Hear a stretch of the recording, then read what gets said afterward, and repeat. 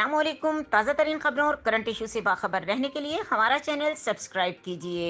साबिक वजीर आजम यूसुफ रजा गिलानी से अमेरिका के नाजिमुल उमूर अंजेला पी एंजल्स ने मुलाकात की। मुलाकात में बाहमी एहतराम पर मबनी अमेरिका पाकिस्तान दो तरफा ताल्लुकात की ज़रूरत पर तबादला ख्याल किया।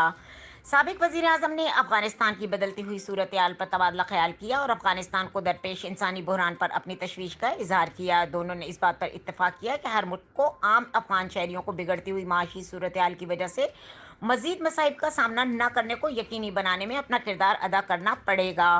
साबिक वजीर आजम ने हुकूमत और अपोजिशन दोनों में जमहूरी इदारों को मजबूत बनाने में अपनी पार्टी के किरदार पर जोर दिया और कहा कि पीपीपी हुकूमत पाकिस्तान के लिए इन तमाम अनासिर के खिलाफ कार्रवाई करने के लिए इत्तेफाक राय पैदा करने में कामयाब रही जो रियासत पाकिस्तान के खिलाफ दुश्मनी रखते थे। मजीद खबरों और अपडेट के लिए देखते रहें के न्यूज़ चैनल इंटरनेशनल।